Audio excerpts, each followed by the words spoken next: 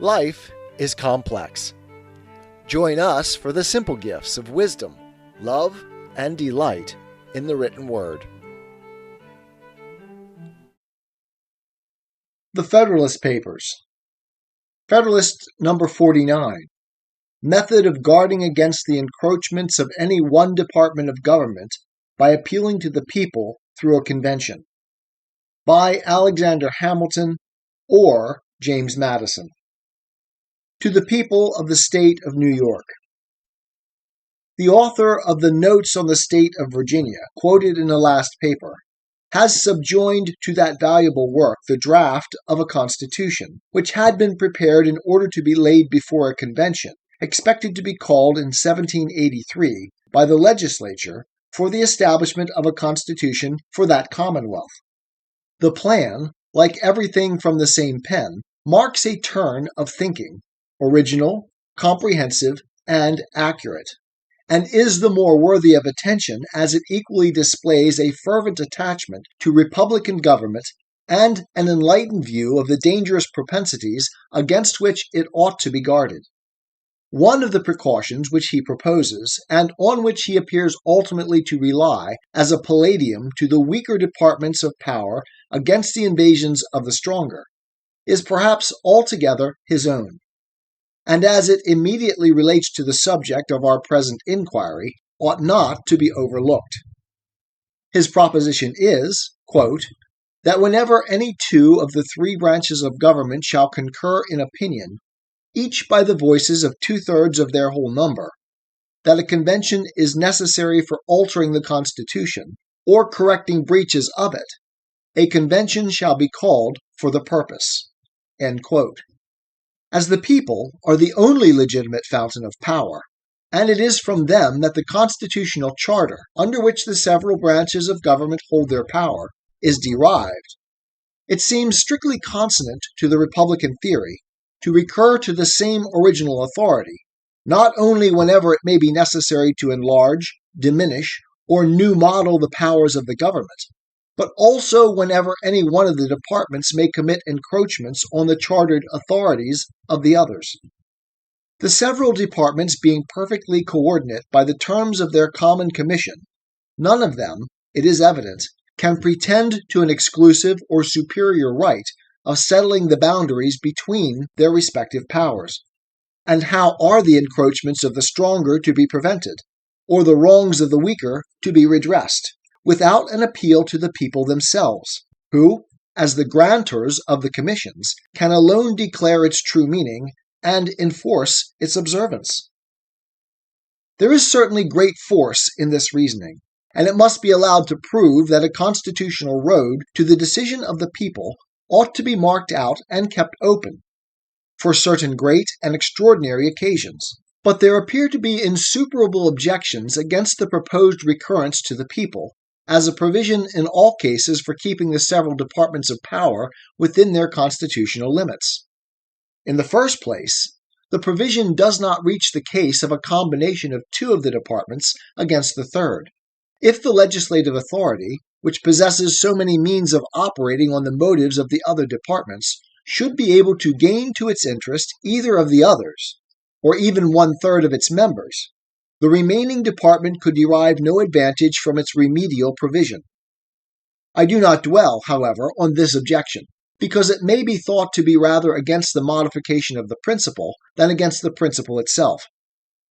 In the next place, it may be considered as an objection inherent in the principle, that as every appeal to the people would carry an implication of some defect in the government, frequent appeals would, in a great measure, deprive the government of that veneration which time bestows on everything, and without which perhaps the wisest and freest governments would not possess the requisite stability. If it be true that all governments rest on opinion, it is no less true that the strength of opinion in each individual, and its practical influence on his conduct, depend much on the number which he supposes to have entertained the same opinion.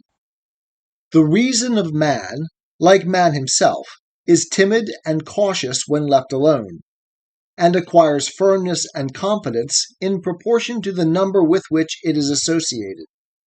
When the examples which fortify opinion are ancient, as well as numerous, they are known to have a double effect. In a nation of philosophers, this consideration ought to be disregarded. A reverence for the laws would be sufficiently inculcated by the voice of an enlightened reason. But a nation of philosophers is as little to be expected as the philosophical race of kings wished for by Plato. And in every other nation, the most rational government will not find it a superfluous advantage to have the prejudices of the community on its side. The danger of disturbing the public tranquility by interesting too strongly the public passions is a still more serious objection against a frequent reference of constitutional questions to the decision of the whole society. Notwithstanding the success which has attended the revisions of our established forms of government, and which does so much honor to the virtue and intelligence of the people of America, it must be confessed that the experiments are of too ticklish a nature to be unnecessarily multiplied. We are to recollect that all the existing constitutions were formed in the midst of a danger which repressed the passions most unfriendly to order and concord, of an enthusiastic confidence of the people in their patriotic leaders, which stifled the ordinary diversity of opinions on great national questions, of a universal ardor for new and opposite forms, produced by a universal resentment and indignation against the ancient government. And whilst no spirit of party connected with the changes to be made, or the abuses to be reformed, could mingle its leaven in the operation. The future situations in which we must expect to be usually placed do not present any equivalent security against the danger which is apprehended. But the greatest objection of all is that the decisions which would probably result from such appeals would not answer the purpose of maintaining the constitutional equilibrium of the government. We have seen that the tendency of republican governments is to an aggrandizement of the legislative at the expense of the other departments. The appeals to the people, therefore, would usually be made by the executive and judiciary departments. But whether made by one side or the other, would each side enjoy equal advantages on the trial? Let us view their different situations. The members of the executive and judiciary departments are few in number, and can be personally known to a small part only of the people. The latter, by the mode of their appointment, as well as by the nature and permanency of it, are too far removed from the people to share much of their prepossessions. The former are generally the objects of jealousy, and their administration is always liable to be discolored and rendered unpopular. The members of the legislative department, on the other hand, are numerous. They are distributed and dwell among the people at large. Their connections of blood, of friendship, and of acquaintance embrace a great proportion of the most influential part of the society. The nature of their public trust implies a personal influence among the people, and that they are more immediately the confidential guardians of the rights and liberties of the people. With these advantages, it can hardly be supposed that the adverse party would have an equal chance for a favorable issue. But the legislative party would not only be able to plead their cause most successfully with the people, they would probably be constituted themselves the judges. The same influence which had gained them an election into the legislature would gain them a seat in the convention. If this should not be the case with all, it would probably be the case with many, and pretty certainly with those leading characters on whom everything depends in such bodies.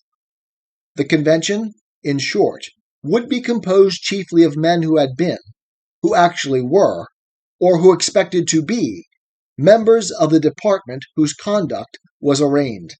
They would consequently be parties to the very question to be decided by them.